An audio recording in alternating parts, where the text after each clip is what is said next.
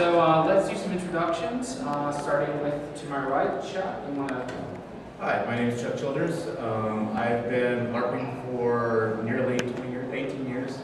I've been a member of the Mind's Eye Society, which used to be known as the Camarilla and will soon be known as the Camarilla again, which is a salon LARP that involves the World of Darkness. I've also played in some buffer LARPs like the local Chorus of Doors. I've been a member of the SCA, and that's about it. I also work for a company called Drive to RPG, which sells RPGs, including things like Cthulhu Live and the LARP books that are used for Mind's Eye Society. And then further down is Jessica. I'm Jessica. I help run Exodune, and I've been working for 12 years now, and I've done everything from social LARPing to buffer LARPs to online gaming. And I've also, just to round trip it, I've run LARPs for Mind's Eye Society. I've run personal LARPs. I typically do a LARP salon. So my plan for today is we're going to basically go through what is LARP. We'll go through, I've got some questions for the panelists, and we'll just kind of improv. If there's any questions, just ask them. It'll be far easier. And then I know each of these people represents a group. At the end, I'll let them make their pitch. And then I can speak to almost all the other LARPs in Atlanta because we keep a massive list up on the Atlanta LARP Project site. So let's start with what is LARP. Like I've got in the panel, LARP is an interesting mix of a tabletop role-playing game with hammy interactive theme. Let's just go down the list. So Jessica, you first. What is LARP in your opinion? I suppose it's an escape, entertainment for everyone. Whether it is means through a character or running something to entertain a group.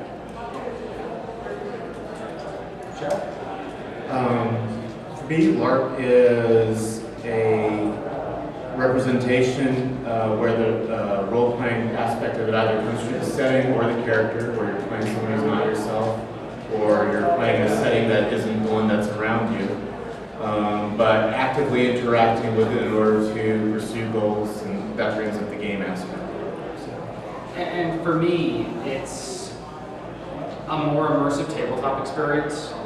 So it's much more, while I get a great immersive experience off a tabletop game like Dungeons & Dragons, there's something frantically different when I go into when I put on a very specific costume for a character, and I'm moving around a room, interacting with these people. If I want to go talk to the prince, I go talk to the prince. Or I go into the corner and make a backstabby deal with somebody, rather than me sitting at a table and describing it to a storyteller or a game master, or pick your term. So there's you've heard us use this term already. There's two basically branches of LARPing out there, and they are known as salon and buffer. And these branches exist because it's two different interactive systems. Buffer is your typical, I'm going to run around the woods with a piece of PVC covered in foam. Very safe. Very, very safe. But then it's very physical. It's if I want to actually get into a combat with somebody, I'm going to actually use a weapon, I've got to hit it. I've got to touch them. And most of the buffers I think Zadune has lightest touch, no over 90-degree swings, the typical safety rules. Yes, and we also use latex weapons. You do latex? And yeah, it's just different types of weapons, safe weaponry out there. The other type is salon, and this is what Mind's Eye Society does a lot of, and this is where a lot of my experience is. And this is, we're going to use a mechanical system to simulate combat. This is, I'm going to do rock, paper, scissors, or I'm going to draw a card. They're both very valid experiences, but we're going to be probably using the term salon and buffer a lot as we talk, so that way you at least know what we're talking about. Let's see. So, that's another good one. All right. So let's start with this one, since we have a lot of new people out there that have never LARPed. If you wanted to get into this hobby and find a LARP and break into it, how would you do it? Chuck, you want to go first? Sure. We're in the internet age, so it's easy to look online for a LARP that will fit your particular interests. Locally, there's the Atlanta LARP Project, which Luke hasn't talked up, but he's actually the person who put that together.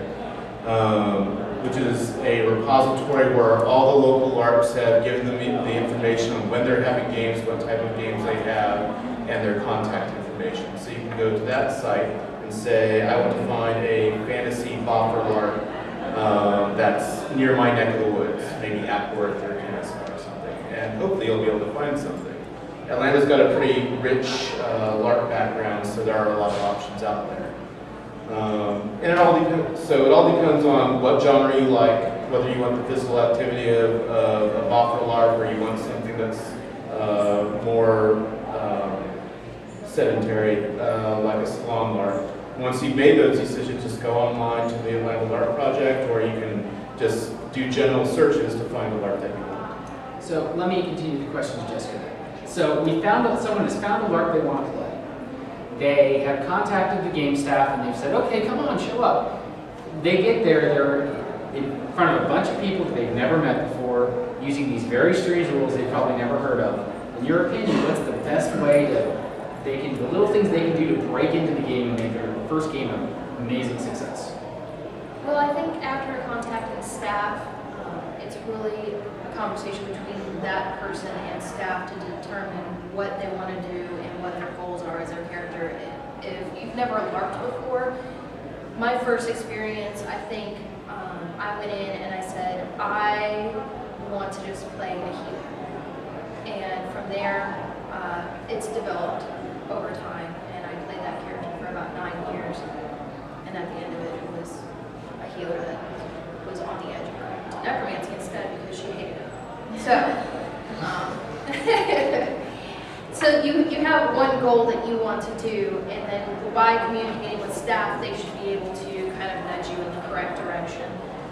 For someone to approach me and say, I would like to be a gunslinger, I'd be like, okay, what kind of gunslinger you want to be? You want to be like a sheriff kind of gunslinger, you want to be like a rogue kind of gunslinger, what kind of, you got to communicate back and forth, and once we have that, we can kind of establish and push you towards a direction of a group of individuals that would keep you entertained with other players by means of NPCs and interactions and throwing you into the middle of lots and being like, oh, you do this too, you like that too, oh, that's really You want to add anything? Yeah, another way is if you're going in completely cold, you've never LARPed, you're not familiar with the game or the setting, there's usually volunteer opportunities where you can play an NPC and you'll be given a character to play. It won't be exactly what you want to play, but it'll give you a chance to familiarize yourself with the rules, with the staff itself, and with the people that you're going to be playing with. You may see someone during these experiences where you go, I kind of like that, and that'll give you a focus if you didn't have one before. I can't really add much to anything except go and have fun, talk to people. Majority of the people you're going to find are there to have fun as well, and they're going to be supportive and helpful. I have to, with all disclaimers, say there are idiots, but this is true for any hobby. Yeah, there are jerks and there are idiots, just, But the majority of the people I found in this hobby really want to spread it, really want to have a good time. Different games will have a different focus. Some are going to be heavy drama. It's all about the drama. Vampire games are very particular about this. It's a lot of talking, it's a lot of backstabbing. When you kind of see a game that sounds fun, have a good conversation over email or coffee with the game staff saying, what is your game like? Vampire games, like I said, typically are backstabbing plots. It's a lot of times it's the race to who can beat Prince. Your fantasy boffer games can be all over the board. There are those that are very puzzle oriented, very mysteries. Forest of Doors is a good one. I don't know how. I know Zadoon is heavy sandboxy. Is it Zadoon that's sandbox? You guys are more go, here's the world, pick where you want to go, and things will happen. I wish my players did that. And there's always the difference of what staff wants the players to do and the players actually do. That does bring up a good point. In addition to Salon and Boffer, there's the concept of player versus player and player versus environment. In player versus player, you've made your characters, but you're going out there and you're basically competing or making alliances with the other players. They're the source of the plot, as well as yourself. Player versus environment, is where staff has come up with a setting and such, a mystery to be solved, an enemy to be fought, that isn't run by the players. Most LARPs will be a combination of those two things, but a lot of them lean heavily one way or the other. So. And again, it's having a conversation with staff and saying, tell me about your game. Let's see. Okay. So part of it, and I'm out of the bigger questions, so we'll kind of just have the secondary questions I have, and we'll let the conversation evolve. And again, if anyone has any questions or comments, I'd love to hear them. Yeah. For both of the people over there, actually, what do you feel are the best tools for a staff member or a player that's at one of these LARPs, or as you call them, they were what again? Salons? Oh, salon LARPs. Salon LARPs. What is the best tools for immersion for a player that's staff member? In most LARPs, costuming. As a storyteller, you want to come up with, it helps to have set dressing, helps to have some sort of ambiance. If you're playing a fantasy LARP, playing outdoors, of course, helps. If you're playing a salon LARP, you want to have something that doesn't look like a hotel conference room. If you're playing, you know, these ancient vampires who are all powerful. And there's cheap ways to do that, like come up with cheap set dressing, like just, if nothing else, drapes and things like that. And a little bit of that goes a long way to having players, because players want to be immersed. They're going to work with you. So once they see that you put some effort in, they'll come the rest of the way toward you. I've seen one conference room at a hotel. They had cut out silhouette trees, and they just pasted them up against the wall. And when they brought down the lights, and it worked great. It was enough to just push us just to the point where we believed we were in this ancient grove. Do you have any comments? I think on a player's side, costuming, I agree with you on that. It goes a long way. Also, dressing up your living space. That would do something else too. So that when you have a group of other people coming into your area, they know that it is your area. Does that make sense? Like putting sheets up or curtains, or just having stuff on the table to make it look like that, you know, if you're an alchemist, you have a bunch of vials and bottles and stuff. Which is last thing too. Barricading doors.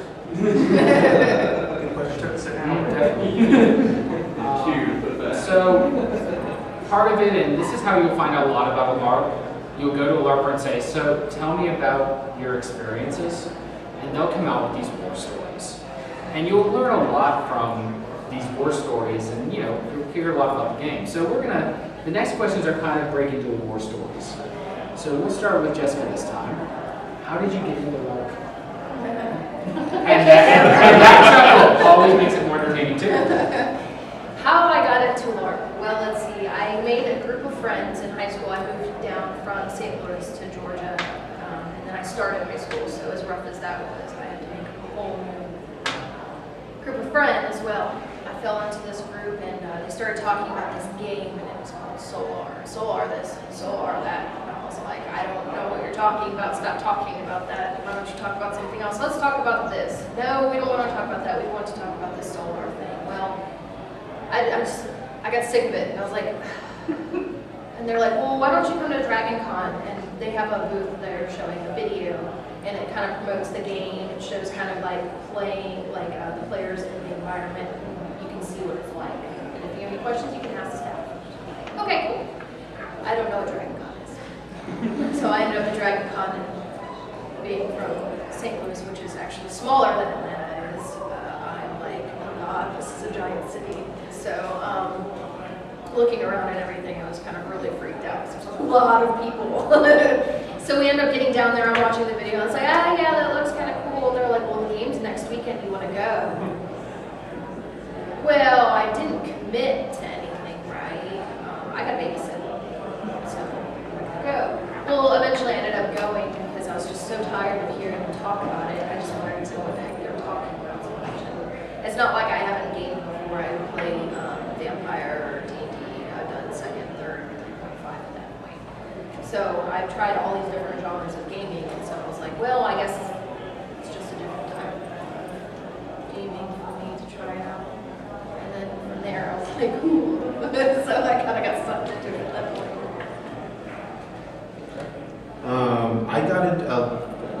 like a lot of people, grew up with friends who found it before I did and topped it up. And my first reaction was, weird, back away slowly. And eventually I met somebody who said, okay, there's the Camarilla, they have a vampire game. I'm like, well, vampire, kind of not my thing. He goes, oh, but there's werewolves. And for some reason that was, werewolves, that's totally okay. So next thing you know, I was in the Camarilla and playing regularly, and eventually it's like those gateway drugs. You're trying other things, various LARPs like Cthulhu Live and things like that. So I became a regular player. And then I'll toss my name out. We can all blame that gentleman right over there. I'm not at fault. For dragging me to Nero for the first time, and I'm going, oh, this is interesting. And of course, my second response was, this is interesting, but not as a player, and that set my future from there. So from there, I jumped around to a lot of the different local games, and then I, due to school and life, had to put it down for a while, and then Camarilla was doing its reset to its new Chronicle, and I dived wholeheartedly in and ended up doing regional storytelling, going on a national level, running Werewolf, which is kind of my favorite thing. All right.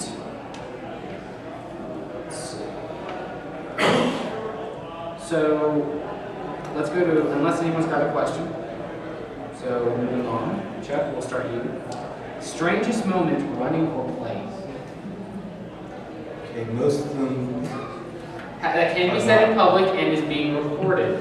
I don't want any evidence. Let's see. I wouldn't call it the strangest, but the biggest moment is eventually in the Camarilla, I ended up working at the national and international level.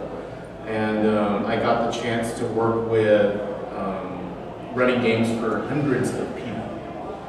One single game, 1-2-day event, and doing that a couple times, where hundreds of people were showing up. And one person can't do that. It's all a team-oriented thing.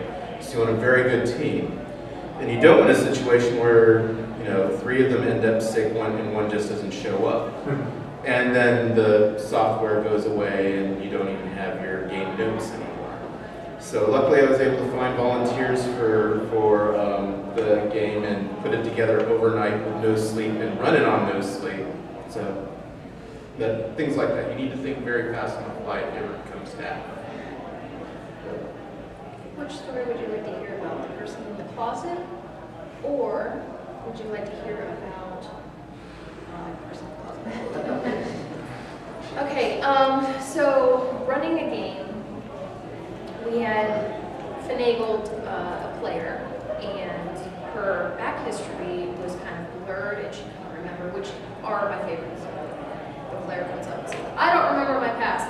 Great. Okay. So she doesn't really remember her past, so we ended up taking her and knocking her out, tying her to a chair, dragging her around while we had white noise playing in the background, the lights were off, blindfolded her, and then had her in a closet for 9 hours while we tortured her. But it wasn't for real torture. Yeah, no, I was going to clarify that. Now go on to what you actually did to her versus what supposedly you were doing. We would take a piece of wood that was about that big and about that round, and we would say from a scale of 1 to 10 how much pain you would be in, and we would touch her leg so she would know that it was happening, and then we would touch her and be like, well, you know that would hurt a little bit. 10s, you are knocked out like that. It hurts so bad. So they were doing that for a while, and while they were doing that outside of the closet, I thought it would be funny because I was running a low sleep to climb into the closet onto the very top shelf into a corner like this and try to be still and as quiet as possible. When they drug her back in, I waited about 5 minutes until her fake crying stopped, and then started talking to her, and which she started screaming. For the clarity, after this was all over, what did the player think about this experience? She thought it was a blast. She thought it was the best thing, and she still talks about it today. It happened years and years ago. Her boyfriend at the time didn't think it was too cool because she said she was missing, and they're married and everything's fine now. You'll also find very quickly among LARPers that we do kind of have a masochistic streak. Specifically for story. And all of our stories involve sleep. Yeah, a lot of them. Probably my strangest moment running, or the one I'm most remembering, is the one where I drove 2 players to tears. We were running a werewolf gang at a state campsite, and all weekend they'd been trying to figure out why this magical shield was stopping them from leaving. And finally, the 2 non-werewolves who were with them, the family members, found their way down into the depths of the caverns I was describing. I led both the players into this dark cabin where I kept the lights off. And I go, when you guys hear my name, hear me call, you guys can come in with the flashlight. I lay down on the floor, and both of these characters are very good human characters. We try to see the best in everybody, even these elaborate were beasts. And I go, okay guys, come in. And the 2 players walk in, and I look towards the light with my glass off. I go, kill me. And after the next 30 minutes, play this rambling madman and slowly eke out the story about how these werewolves left him there for centuries in the dark, fueling this magical shield. And I had the players in stunned silence and crying at me as they were trying to kill him. It was beautiful. For running, it was last year when I got to play Speed Buggy at a LARP, dealing with all the Hanna-Barbera mystery characters coming together for a party. Yeah, you get these really weird stories. Let's see.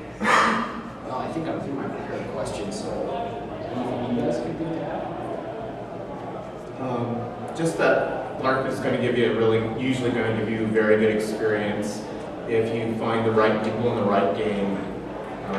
You'll make some friends. You'll have a lot of. I joined the Camarilla. That's how I met Luke. That's how I met a lot of people involved. Yes, sir. So have any of you guys ever LARPed overseas? I'm told that in Europe it's a quite a different experience. I've LARPed overseas, but only with other Camarilla members. I haven't done one of the big Nordic LARPs where they have an insane amount of attention to detail and immersion that makes the best stuff that we've done look like we're just sitting on our butts. There's another style of LARP. It's Nordic is a good phrase. The terminology is still trying to be developed. But where our LARPing came from a very role-playing game perspective, their branch has come from a very theater perspective. So they actually refer to things as workshops. And they'll actually, there are no mechanics, but there'll be hand signals for like a very in-depth emotional experience. And they'll know that this means you can keep coming, you can keep pushing my buttons, that's fine. And this means back off, you pushed me a little bit too far. And their games will, if we go from a very rules perspective and we're trying to get rules lighter, they've come from no rules and they're trying to get a little bit rules heavier. But there's a lot of very interesting stuff coming from that side of the fence. Probably the most interesting one recently was the Monitor Celeste, I believe. It was a game done in, I want to say Norway or Sweden. And they actually rented out a decommissioned battleship. And it's a Battlestar Galactica. And they actually ran it for 3 days. It wasn't 24/7. It was everyone showed up in the morning, they played until late in the evening, and they shipped everyone back to the hotel for sleep and brought them the next day. And each day was a different story of this is about workers' rights, this is about military versus population control, things like that. But they did it across the entire ship. They built all of these single board computer controlled systems that emulated what you saw on the TV show. So they were using these network systems to communicate, and they were actually, whenever they had a tech support issue, they would call the scout ship. And that was how they kind of blurred the line so they could have someone at another part of the ship that they never really went to go, okay, maybe your system will work now, as they remotely told it to reset, trying to fix what was wrong.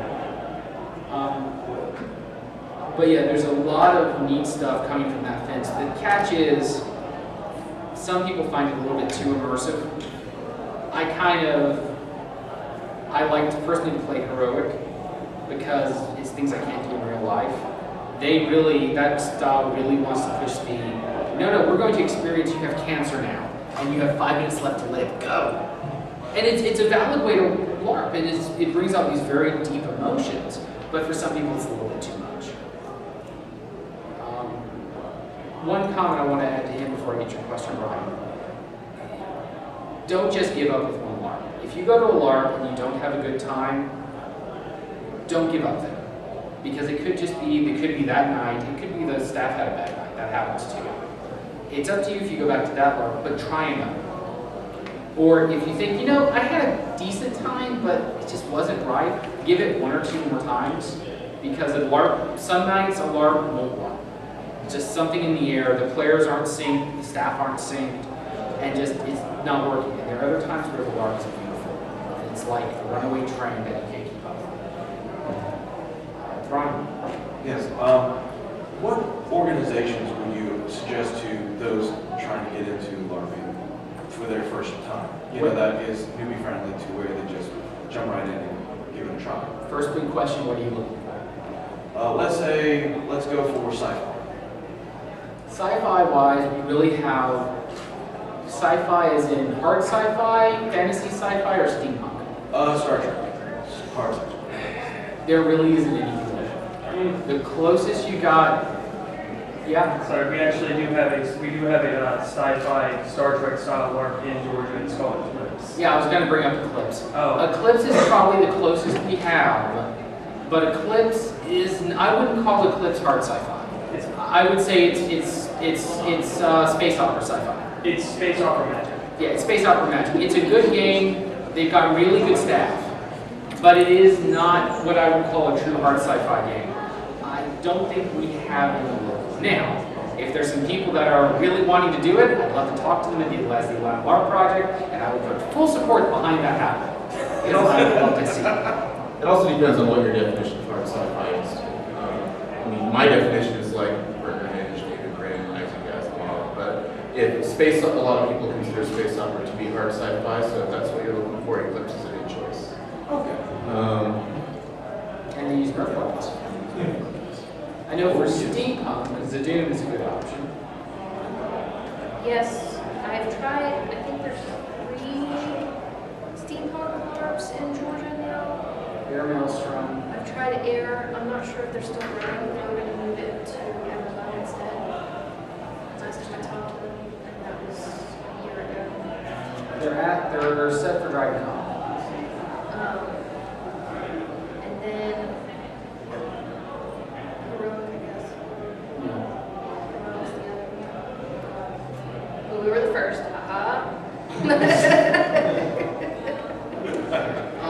But yeah, if you're looking for sci-fi, those are kind of your options.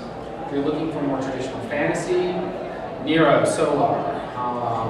That does bring up a good point, though. If you do want to just sample, you just want to try things out, DragonCon's a good option. There's probably other cons, there's going to be LARPs that you can just try out without committing, because they'll be there to try to recruit you, to give you information. So it's a good opportunity to sample before you buy in, so to speak. That's what I was sort of aiming for, is a chance to try out various types of LARPs and something that'll be easy enough for each particular genre. And if you're willing to travel, and you want to try stuff that's not continuing LARPs, but you just are good with a one-shot, 6-hour fix of LARP, there is a con up in Boston every year called Intercon, which is nothing but LARPs. It is a 3-day con that all they do is run LARPs. And they're all pretty much 6 hours, get your character before you even get to the con, play your game and you're done. There's a couple of exceptions. There's a couple of continuing games that runs things. Some local ones. That's it. MomoCon, I know we're working on getting the LARPs at MomoCon, maybe running or maybe just their advertising. I'm hoping to get a couple running. DragonCon is a LARP presence. That's really about it. I know tomorrow we have the Atlanta LARP picnic at noon. That will, I'm hoping that a lot of the LARPs will be there just talking and hanging out. And I'll talk about that as well closer. The other sci-fi one that I can actually mention, because it just started, it's not in Atlanta, it's down in Gainesville, Florida. It's Dystopia Rising, run by Matt Asfeld. And it's zombie apocalypse. And so they're actually, this is their first game this weekend. So we can get, if you want information on that, I can help you get a hold of that, or just do a Google for Dystopia Rising. especially like hearing about it showing up at AndoCon. I can't wait. Yeah, all disclaimer aside. You'll have plenty of opportunity to experience. Any other questions from the floor? Comments? Understand another question. Sure. Since you guys have more perspective on kind of global things that's going on, and you guys have knowledge, technologically, we're advancing. We've got smartphones, we've got tablets, we've got, these technologically new materials, things like that. What's on the horizon for LARP? What is coming down the pipes that we're not seeing yet? What is new and breaking? And this is actually what's going to be my final question. So Andrew, you're wonderful for segueing. Thank you. We'll start with Chuck this time. Where do you think LARP is going? Well, I do think technology is going to affect it all. Anyone who's seen the advertisements for Google Glasses and has played a LARP before, or has been on staff in a LARP, is probably going, oh, there's something I can do with that. One of the reasons being is something like Google Glasses, you can look at someone and you can see what condition they're at. Like whether they're wounded in a game or whether they've got, you can't attack me because I'm so charismatic. Something like that going on. That'll get more common. It's going to be, some LARPs will have a hard buy-in because it's kind of hard to incorporate something like this into a vampire LARP and have it, work smoothly. Plus, you can't depend on everyone in your game having the same Android phone or iPad or anything like that. But as they get more common, you'll probably see a lot more use of them. But there is something to be said. I mean, the basic LARP is if you have the rules where, there's rock, paper, scissors just to require cards, or, some sort of random number generator. Getting someone with PVC tubing is a lot more visceral and a lot more entertaining to some people than, oh, the result is that the person's wounded in a number of years.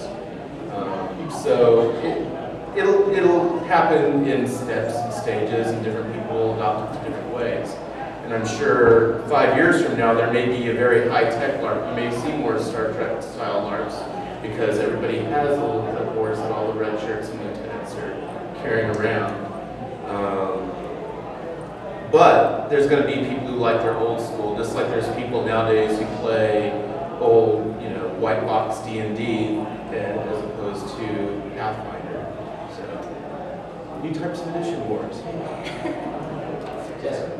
I think once technology progresses more, I know that a lot of the sound systems and music mixing software that comes out, we use that for set dressings and ambiance.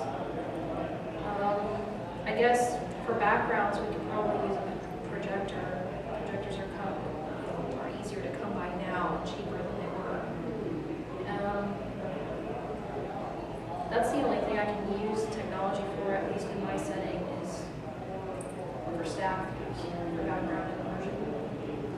Yeah, I kind of agree with both those views. It's going to be a number of years after the tech comes out that it's going to become very prevalent. We're just getting to the point now where modern day LARP can theoretically use cell phones, because the majority of people that have cell phones now have a smartphone or at least have texting at such a point that they don't mind if they get random text from the game setup. When Google Glass comes out, it's going to be a number of years before it's ruggedized enough, because LARPing, even salon LARPing, can be dangerous as you're trying to move quickly through a big room. But off LARPing especially, no one's going to want to take their $1,500 pair of Google Glass out and have someone hit you with a sword. I think the other thing is game staffs are going to be able to use more technology to help immerse themselves in the game. And we're seeing this more and more. I know a lot of LARPs are doing it. A very good example of this is a group called True Dungeon that runs every year at Gen Con. What they run is pretty much, it's a LARP by the definition, but it's a dungeon crawl. And they use a lot of technology to back it up. They use projectors, they use an integrated sound system throughout the entire game space they build. But part of that is they have a lot of very high-tech people in the back end that know, well, I can take an Adreno board and make it do this. And I think as game staff start to get more and more of these people that are very familiar with these technologies, single-board computers, iPads, and the software hardware ratio to get to, you're going to see more LARPs that have, it's a cyberpunk game. Well, here's the hacking mini game. They hold up an iPad. It's going to take a little bit longer for us to get to that point, but we are going to get there. With that, thanks to him mentioning that, I do remember there is one other sci-fi LARP that is in the process of being created right now, and it's run, play, test, and it's going to be running at DragonCon. It's called Starfarer. It's done by a gentleman called Chris Tang, who was on Fires to Doorstep, one of the founders. And his LARP it's a small LARP, and he calls freestyle science. So it's kind of Star Trek-y with transhuman elements. It's interesting. It's a lot of fun. It's been fun to watch how he's evolved the game. So it's a lot of, here's a problem, start ad-libbing a solution. Which, funny enough, as this started, I was remembering the LARP you were mentioning with how they were doing spellcasting with the Google Translate.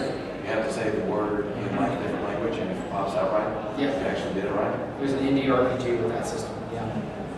And so that's stuff that can also become more horizon. Any other questions? The people that have never LARPed before, now does this sound interesting? Or have we've scared you off completely? We're going to run away from this. Scared, yeah. That's not a good sound. Exactly.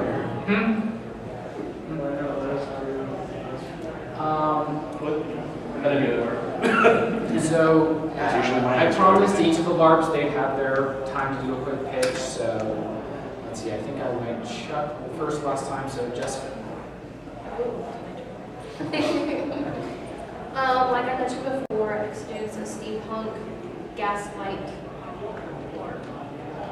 We used to promote ourselves as fantasy, but as technology has been pushing forward, we no longer use that term for our game. So there is some magic involved in the game, but it's a dying art as technology is more prominent, just like it would be here in real life. Science is better. Why would it be better? Shut up, Nate. On my now. We have 25 different races, and we do incorporate religion, which a lot of LARPs do not do. Yeah. How often do you play? We try to do once a month. If we're not running a game during that month, we do a one-shot game one day. Or we'll get together and meet up and just hang out, because everybody, like we had previously mentioned, when you get together in a LARP community, it is kind of like a family. So just to check up on one another. We typically don't run winter events, but we might be doing our first winters. Where do you normally run out of? When we do events, 3-day events, we run out of Camp Rutledge. We use Daniel Morgan, and then we're probably for October, we're gonna use the bigger site. So that's exciting, and the last one that we just had is at Safety Wolf, which is a paintball arena. And finally, if people want to know more, where do they go? You can look it up on Facebook. And they are listed on the Atlanta LARP project. Yes. Yes, I'm interested. Yeah, I don't have them yet. I've got our logo, but I haven't done it yet. Chuck? If you're interested in World of Darkness LARPing, it's based on the World of Darkness games by White Wolf. Let's see. The best place to go to would be atlantacamarilla.org, which is the local domain's website. It has a schedule of games there. Most of the games run once per month at the Atlanta Rig Company, so there's also good food to be had if you go. Really good food. The games that they do play are, if you're familiar with the World of Darkness, there's the classic World of Darkness, and then there's the new World of Darkness. They actually run both types of games. And they run Vampire, Werewolf, Mage, I think that's it for right now. Yes. What kind of LARPs are they offer? There's long LARPs. They usually run about 5 hours. Most of them are based around personal horror and intrigue. The werewolf games tend to be more player versus environment where all the players are cooperating for a common goal. The vampire games tend to be, as a little bit more, a lot more player versus player, where they're competing for limited resources and power in Political intrigue and stuff like that. Sorry? Political intrigue, Yeah. stuff like that. Exactly. Did I miss it? Until you hit where you're out of, how to get in touch with you now, I think that's it. And then finally, I joke that the LARP I play every day is community manager for the Atlanta LARP project. So, but we have the Atlanta LARP project, and we're basically, like I said, our goal is to grow the LARP community here in Atlanta. And for the longest time, we've had a lot of silos. And so our goal is the project is just to have everyone talk. And have everyone share information and have players come and have a very easy way to find out what LARPs are running in the city. We also have what we call our neighbor LARPs that are covering anywhere from Tennessee to Florida, that they're on the system as well, and we keep a full calendar up of what everything is planned this weekend. If you want to LARP in Atlanta, there is something happening almost every weekend. And typically there's 2 to 3 games happening on the same weekend. So I think that pretty much covers it. We've technically got 15 more minutes. That's pretty good. So any questions, comments? We hope you find a LARP. Another thing you may want to do if you just want to try out a LARP, nothing says that you need to go to a group of strangers and plan their organization where you don't know what's going on or who these people are. You could go to your local game store, find a LARP that you're interested in, get a group of 5 friends together and run it in your house or backyard. Just to try it out, or maybe you may like it as an ongoing thing.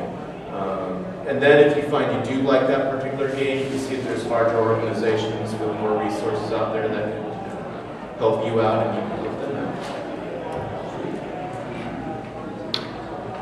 So, yes. Expand on starting up a new LARP, monstering. If you guys want to expand on that, not just NPCing, but just quick little one-shots. Hey, I'm a goblin and I can cause this much damage, but you get a feel for combat. You get a feel for the player base if they, are really into combat or buffering or whatever. I started off doing tavern, which really let me get to listen in on player interactions and see how immersive they were and if it was something that I was into. And I'll add to that, a number of the local LARPs I know reward long-term monstering or NPCing through, I know Forest to Doors, if you agree to monster for a year and do not play a character, non-player character. NPC, he's good at stop me from when I use acronyms. An NPC is a non-player character, so it's like they said, it's not your character, it's something staff would like you to run under very specific instructions. But so Forest to Doors, if you agree to monster for a year, when you bring a character in, they will actually write you a custom world, a custom race. They'll work with you to make you the pretty special snowflake because you've given them a year of your time.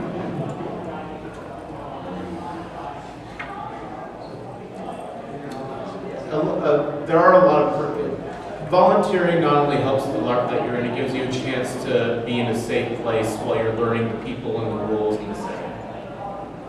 Highly recommend. Plus it's just cool. He's gonna get the great movies.